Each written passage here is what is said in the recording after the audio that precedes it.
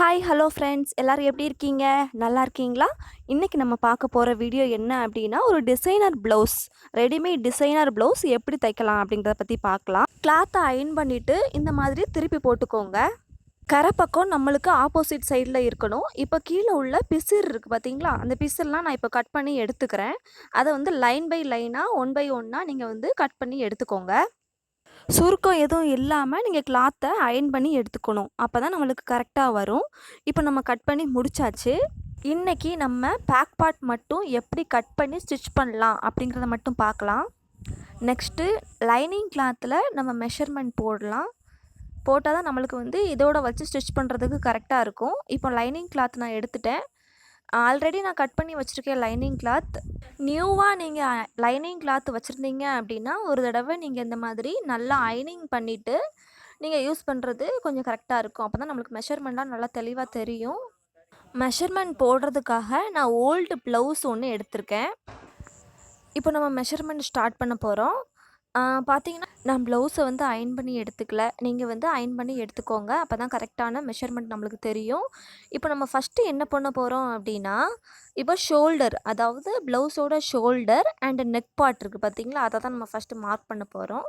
ப்ளவுஸை நல்லா கை வச்சு நல்லா ப்ரெஸ் பண்ணிவிட்டு இந்த மாதிரி அந்த லைனிங் கிளாத் இருக்குது பார்த்தீங்களா, அதுக்கு மேலே நீங்கள் போட்டுக்கோங்க. இப்போ நம்ம அந்த கர்வ் லைன், அதுக்கப்புறமா வந்து ஷோல்டர், அதுக்கடுத்து கழுத்து எப்படி மார்க் பண்ணலாம் அப்படிங்கிறத பற்றி பார்க்கலாம். ஃபஸ்ட்டு வந்து நான் ஷோல்டர் வந்து எந்த ஒரு எக்ஸ்ட்ரா அளவுமே விடாமல் நான் அப்படியே மார்க் பண்ணிக்கிறேன். எக்ஸ்ட்ரா அளவு அப்படின்னா தையலுக்கு நம்ம தைப்போம் பார்த்தீங்களா, அதுக்கான எக்ஸ்ட்ரா அளவு ஒரு 1/2 இன்ச் மட்டும் நீங்கள் விட்டால் போதும். அதே மாதிரி கீழேயும் கீழே வந்து ஹிப்போட அளவையும் நீங்கள் அப்படியே மார்க் பண்ணிக்கோங்க. அதுக்கப்புறமா வந்து ஷோல்டர், அதாவது நம்மளுக்கு எவ்வளோ தேவை அப்படிங்கிறத பற்றி நம்ம வந்து மார்க் பண்ணிக்கலாம். மார்க் பண்ணிவிட்டு நீங்கள் இந்த மாதிரி எல் ஷேப், அதாவது டா ஷேப் இருக்குது பார்த்தீங்களா, அது போட்டுக்கோங்க. ஹிப் லைனையும் வரைஞ்சிக்கோங்க. ஹிப் லைனுக்கு வந்து எக்ஸ்ட்ரா ஒரு 1 இன்ச், அதுக்கப்புறம் வந்து ஒரு 1 1/2 இன்ச் நீங்கள் விட்டால் கரெக்டாக இருக்கும். இப்போ வந்து இந்த மாதிரி தான் நீங்கள் கர்வ் லைன் போடணும். எனக்கு வந்து இவ்வளோ லென்த்து வந்து தேவைப்படாது. இப்போது நான் வந்து ஒரு 1 இன்ச் இருக்குது, ஒரு 1 இன்ச்சை மட்டும் கம்மி பண்ணிக்கிறேன்.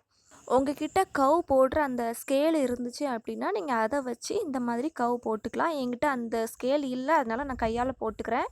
ஆனால் நம்ம கையால் போடுறது தான் நல்ல பெஸ்ட்டு ஒரு ப்ராக்டிஸாக இருக்கும் என்ன கேட்டால். இப்போது நம்ம வந்து ஷோல்டர், அதாவது நான் ஷோல்ட்ரு அப்படியே தான் மார்க் பண்ணியிருக்கேன். ஸோ அதனால் நான் வந்து ஒரு கோடு மட்டும் போட்டுக்கிறேன். இப்போ நெக்ஸ்ட்டு என்ன பண்ண போகிறோம் அப்படின்னா, நம்ம ஆர்ம் ஹோல் லென்த்து எப்படி கண்டுபிடிக்கலாம் அப்படிங்கிறத பற்றி பார்க்கலாம். நான் சொல்கிறேன் பார்த்தீங்களா, இதே மாதிரி தான் நீங்கள் இப்படி வச்சு இப்படி அளந்து பார்த்துக்கிடணும். இப்போது நம்மளோட ஆர்ம் ஹோல் லென்த்து வந்து நம்மளுக்கு கிடச்சிருச்சு பார்த்தீங்களா. நான் வந்து கோடு போட்டுக்கிறேன். அதில் கோடு போட்டுட்டு நம்ம வந்து இப்போது எல் ஷேப் வந்து போட்டுக்கலாம். எல் ஷேப் எப்படி போடணும் அப்படிங்கிறத பற்றி பார்த்துக்கலாம். இப்போது நம்மளோட ஃபுல் மார்பளவு நம்ம வந்து நோட் பண்ணிக்கிறோம். எனக்கு வந்து 37 இன்ச் வந்திருக்கு. அதோட நம்மளுக்கு வந்து பாதி, அதுக்கப்புறமா அதில் பாதி, அதாவது 1/4 பங்கு வந்து நம்ம என்ன செய்யணும் அப்படின்னா மார்க் பண்ணிக்கணும். எனக்கு வந்து ஒரு 9 1/2 இல்லை அப்படின்னா ஒரு 10 கூட நீங்கள் வச்சுக்கலாம். அது வந்து கரெக்டாக இருக்கும். அதுக்கப்புறமா வந்து எக்ஸ்ட்ரா ஒரு 1 இன்ச், அதுக்கப்புறம் எக்ஸ்ட்ரா ஒரு 1 1/2 இன்ச் அந்த அளவுக்கு நீங்கள் விட்டால் போதும். கீழே வந்து நீங்கள் 1 1/2 இன்ச் மட்டும் விட்டால் கூட ஓகேவாக தான் இருக்கும். இப்போ ஷோல்டரோட அந்த கர்வ் போடுறதுக்கு 1 1/2 இன்ச் மார்க் பண்ணிவிட்டு இந்த மாதிரி நீங்கள் கர்வ் போட்டுக்கோங்க. கர்வ் போடுற டிசைன் வந்து உங்களுக்கு ஆல்ரெடி நான் உங்களுக்கு சொல்லி தந்திருக்கேன். அதே மாதிரி நீங்கள் போட்டுக்கோங்க. இந்த மாதிரி நீங்கள் ஒரு 1/2 இன்ச் விட்டுட்டு நீங்கள் வந்து மார்க் பண்ணீங்க அப்படின்னா, நம்மளுக்கு அந்த ஷேப் வந்து ரொம்ப அழகாக தெரியும். ப்ளவுஸ் போடும்போது நம்மளுக்கு வந்து அந்த சுருக்கம் வந்து இருக்காது. இப்போ வந்து கீழே உள்ள பிசிறு பார்ட்லாம் நான் கட் பண்ணிவிட்டு, இப்போ வந்து நான் ஃபுல்லாக அந்த லைனிங் கிளாத்தில் நம்ம ட்ராப் பண்ணியிருக்கோம் பார்த்தீங்களா, அதை வந்து நம்ம கட் பண்ணி எடுத்துக்கலாம். நீங்களும் இந்த மாதிரி கட் பண்ணி எடுத்துக்கோங்க.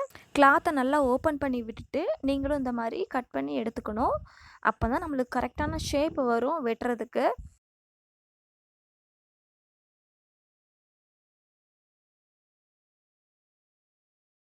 இப்போ நம்ம கட் பண்ணி முடிச்சாச்சு. நெக்ஸ்ட்டு இந்த துணியை வந்து 2ஆக இப்போ ஓப்பன் பண்ணி திருப்பிக்கலாம். ஓப்பன் பண்ணி திருப்பிட்டேன் பாருங்கள். நம்மளுக்கு வந்து அந்த டிசைன் வந்து ஒன் சைடு மட்டும்தான் இருக்குது, இந்த சைடு இல்லை.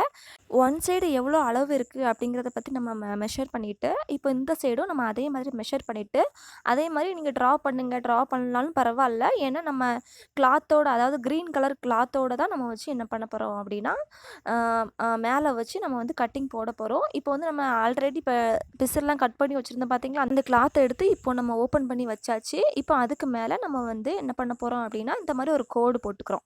நடு பகுதியில் ஒரு கோடு போட்டுட்டு நம்ம என்ன பண்ண போகிறோம்னா, அந்த லைனிங் கிளாத்தை அதுக்கு மேலே ப்ளேஸ் பண்ணுறோம். இந்த மாதிரி என்கிட்ட பின் எதுவுமே இல்லை, உங்ககிட்ட பின் இருந்துச்சு அப்படின்னா நீங்கள் வந்து அந்த சைடும் இந்த சைடும் கரெக்டாக அந்த கிளாத்தை வச்சுட்டு நீங்கள் வந்து அந்த பின்னை வந்து இன்சர்ட் பண்ணி வச்சுட்டிங்க அப்படின்னா உங்களுக்கு வந்து துணி வந்து நகராமல் இருக்கும். இப்போ நம்ம என்ன பண்ண போகிறோம் அப்படின்னா, துணியை வந்து ஒன் சைடாக திருப்பி வச்சுட்டு நீங்கள் இந்த பொசிஷன், அந்த டிசைனோட பொசிஷன் எந்த அளவுக்கு இருக்குது அப்படிங்கிறத நீங்கள் உங்களுக்கு தெரியும் கை வச்சு பார்த்தீங்க அப்படின்னா, அந்த அந்த அளவுக்கு நீங்கள் என்ன பண்ணணும் அப்படின்னா, இந்த கிளாத்தை வந்து போட்டுட்டு மேலே வந்து கரெக்டாக இருக்கா அப்படின்னு சொல்லிட்டு பார்க்கணும். இப்போ வந்து நம்ம அந்த கிளாத் இருக்குது பார்த்தீங்களா, லைனிங் ப்ளவுஸ் அளவுக்கு நம்ம அந்த கிளாத்தை கட் பண்ணி எடுத்துக்கலாம். இப்போ லைனிங் ப்ளஸோட நீங்கள் இந்த எக்ஸ்ட்ரா கொஞ்சம் கிளாத்து விட்டுட்டு நீங்கள் கட் பண்ணிக்கிறது கொஞ்சம் நல்லது.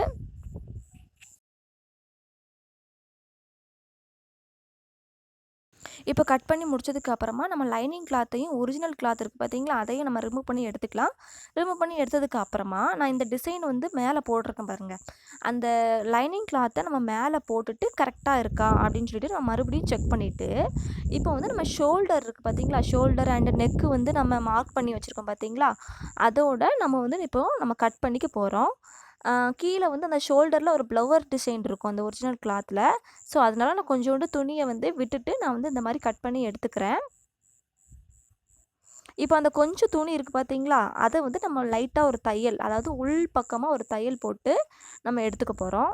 பேக் நெக்கோட டிசைன் வந்து டிசைனர் ப்ளவுஸில் கொஞ்சம் லென்த்தாக இருக்குது. என்னோடய கஸ்டமருக்கு அவ்வளோ லென்த்து வேணாம் அப்படின்னு சொல்லிட்டாங்க. அதனால் நான் வந்து அவங்க எவ்வளோ நெக்கு வைக்க சொல்லியிருக்காங்களோ அதே அளவுக்கு நான் வச்சுட்டேன்.